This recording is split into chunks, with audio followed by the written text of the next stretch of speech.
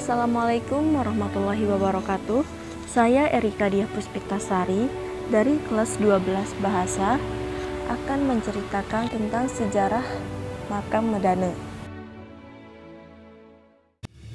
Makam Medane ini berlokasi di Desa Medane, Kelurahan Sigar Penjalin, Kecamatan Tanjung, Kabupaten Lombok Utara. Area Makam Medane ini memiliki luas tanah sekitar 0,5 hektar. Area Makam Medane terdapat pepohonan besar yang berusia tua. Di kiri dan kanan Makam Medane ini dipagari tembok pembatas karena Makam Medane ini terletak di bibir pantai. Makam tersebut awal mula ditemukan seorang warga Hindu di Tanjung. Setelah ditemukan, ternyata banyak keajaiban terjadi pada makam itu, mulai dari ditemukannya keris, permata, dan petunjuk-petunjuk gaib. Sejak itulah asal muasal banyaknya umat Hindu mengunjungi Makam Medane. Bahkan setiap 6 bulan sekali, keris yang didapatkan itu senantiasa dibawa ke makam tersebut. Tepatnya setiap acara odalan. Peziarah kebanyakan datang dari Narmade, Lingsar, Sindu, Pajang, Pagesangan, dan Karangbedil Cakranegara. Usia makam diperkirakan mencapai 3 abad.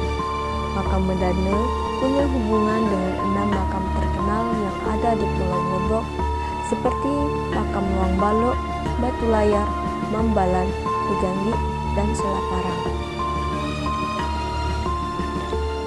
Di dalam makam berukuran 4 kali 2 meter terdapat 2 buah pusara. Di makam ini disemayamkan seorang yang diyakini memiliki ilmu spiritual dan sangat dermawan, bernama Raden Wiradane dan putrinya yang bernama Dende Intan Kemalasari.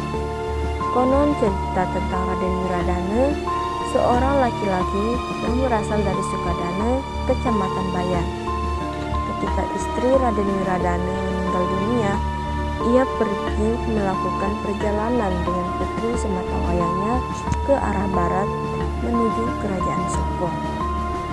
Sesampainya di Kerajaan Sokong, ia meminta izin kepada Raja Sokong untuk menetap dan tinggal di wilayah Kerajaan Sokong.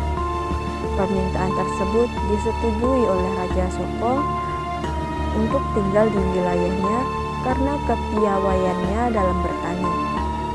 Raden Wiradane dipersilahkan oleh Raja Sokong untuk tinggal di wilayah pesisir Sokong dan mengajarkan masyarakat untuk bercocok tanam, yaitu menanam pohon kelapa. Selain seorang ahli di bidang pertanian, Raden Wiradane juga merupakan seorang sufi. Ia memiliki pengetahuan agama yang tinggi tentang ilmu hakikat,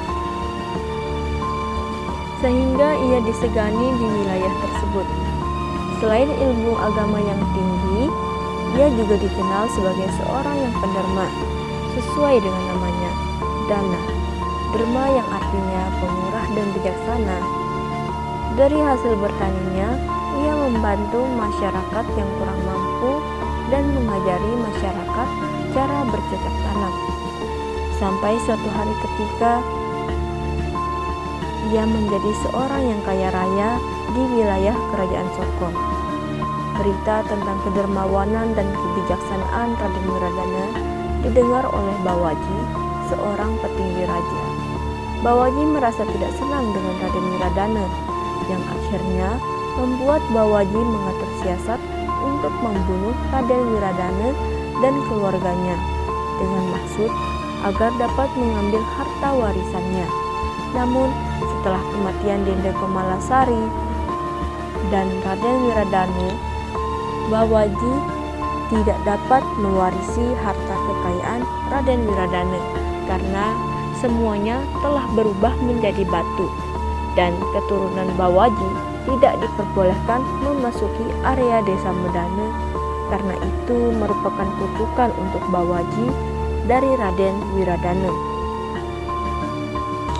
Mendengar berita kematian Raden Wiradane, Raja Sokong sangat marah dan memerintahkan pasukannya untuk untuk menangkap Bawaji yang telah membunuh Wiradana. Setelah Bawaji tertangkap, ia kemudian dikirim menuju kerajaan dan dihukum mati oleh sang raja. Salah satu peninggalan Raden Wiradana yang terkenal adalah Batu Sandi yang merupakan gudang atau tempat penyimpanan padi bagi masyarakat. Sekian dari cerita sejarah yang bisa saya sampaikan, kurang lebihnya saya mohon maaf. Wassalamualaikum warahmatullahi wabarakatuh.